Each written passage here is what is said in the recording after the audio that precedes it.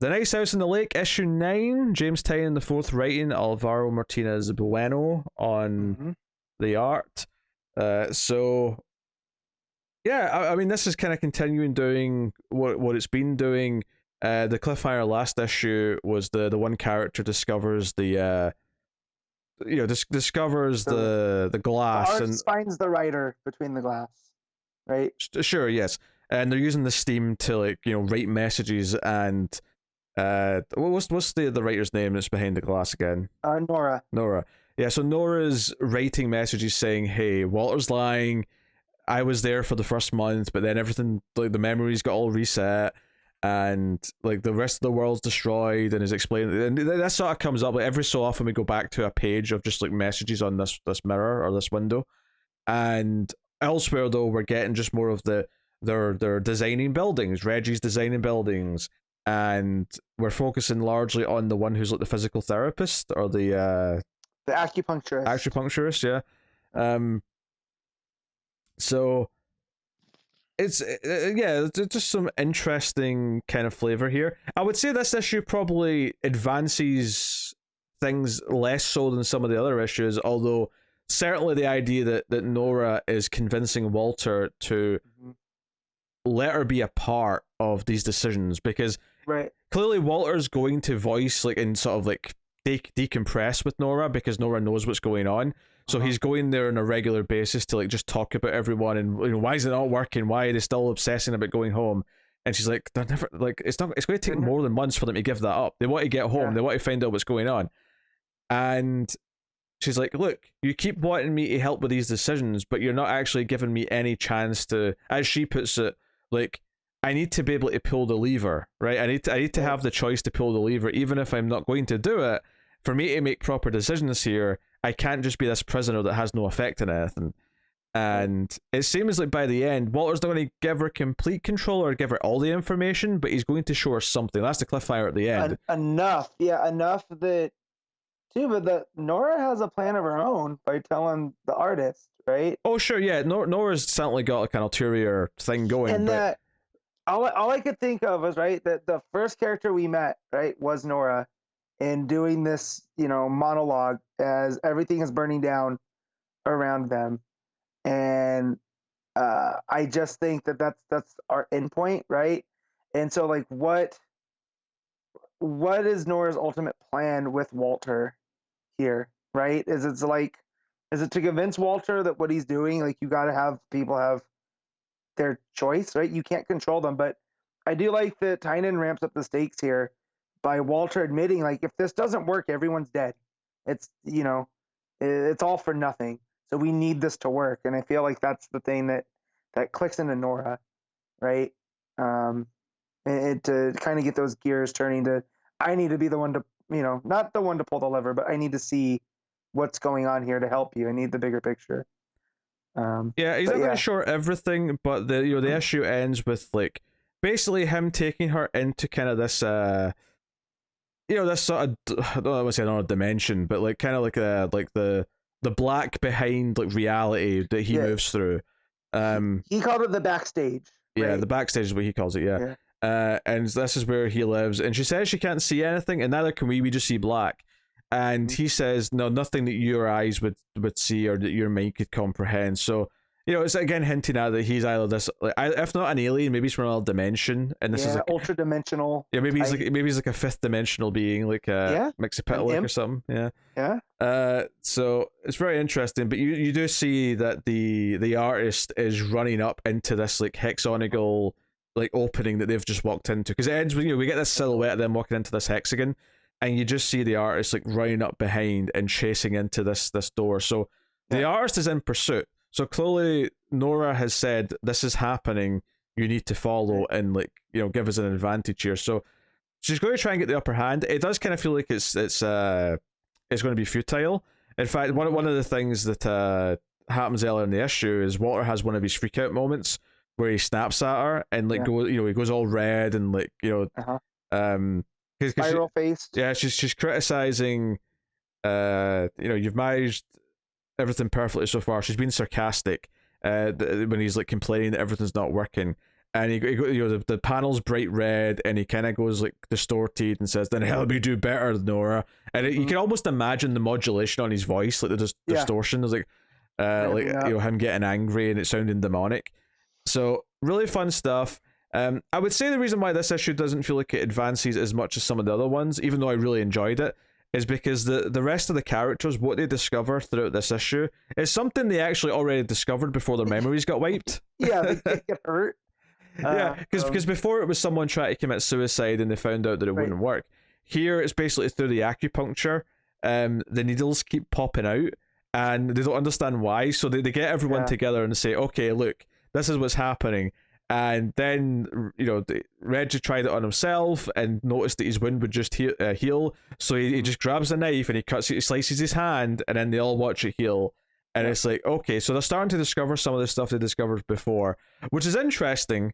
But it is kind of a repeated beat for us as the reader. So but I like that because it's us also remembering, right, that they've discovered this before. And also the plot with the acupuncturist is that he's got to be like, when it comes to Walter, like his partner, who I forget the name, I'm trying Sam, to I think. Now. Sam, right? Is that Sam gets super pissed with Walter all the time, and Walter almost like kind of revels in it, and the acupuncturist has to be the one that plays nice with Sam to Walter, because he knows that Walter, means the best for Sam because they are old friends, but there's something about Walter that he revels in the fact that he can, he knows who Sam really is, and that Sam, puts on this persona amongst other people, but the ones that are close to him really know who he is, and and it really drives that with Walter here, that it feels like that's the same with Nora, that Nora knows Walter, like Walter knows Sam. So I like those parallels here, and that it's the acupuncturist who's kind of on the outside, right? He's not in the inner circle, but he's right on the outside inner circle of the group. So he has the outsider's view of everything. But yeah. Yeah, obviously the stuff with Walter and Nora and the artists like getting the intel is by far the more interesting like segments of this issue. It's the exciting part, right? This is the stuff that's like going to move the plot forward and like sort of further expand the discoveries, and like it makes next issue very exciting. There's also a brief scene actually where one of the other couples, the doctor lady who does most of the cooking, is complaining that she spent years in medical school and ended up being the chef. And it's one of these small moments where Walter's like watching and listening to this and realizing that people aren't happy and they're still thinking about going back, and then they want to go home. They miss their that's what she said, I miss my life, I miss my work. And it does make sense that you can understand the logic of having someone there who's a doctor, but at the same time there's only a dozen of them. You wouldn't need the doctor services as a doctor that often if there's only 12 people, and they can't get hurt, which if they can't get hurt, that's true. She's redundant in a way. Which it means to like, what is Walter's plan? Was it really like he needed a doctor, or he wanted his friend? And is that why it's not working? Is because of his own, his own selfishness? Well, I don't know if it's so much that, because obviously they're all very different sets of skills. Because that's one of the things we talked about last issue, is that because he's swapped the people, the person that he replaced the other person with, it feels kind of redundant because now there's two like arty people. So it feels like more he had to fill a quota by having someone who had these skills, but the skills aren't actually that necessary because they've magically made everyone be unkillable or I mean, maybe they can still get sick, but maybe not. I don't know. Like, we don't know the answer to that. We don't know yet, but and you look at like, why would you need an acupuncturist? Because everyone's going to get stressed, and they're there to. But so if everyone's going to get stressed, right? Maybe you would find a therapist, not someone who drives needles into people's skin to relieve pressure points.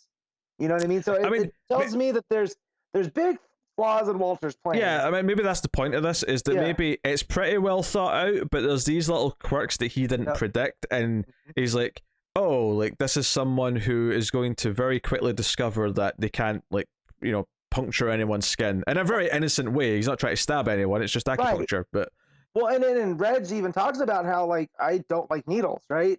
And so, but he needs to unwind, and so that's why so you can understand the logic that Walter's using, but like you said, there's these things like almost oversights. Yeah, he didn't quite think of. Yeah, I mean, plot holes isn't the right word, but it's almost like little plot holes in his plan, where just things don't quite link up as nice as they should. Yeah, a word that I would not associate with this book is plot hole, right? No, I feel like Tynion has this very well thought out down to the. My use of that phrase is not perfect, and it's also very contextual to what I'm talking about here. So no, I mean that is some interesting details that are cropping up from that stuff. It's a very good issue, and obviously the art is phenomenal as it's been throughout.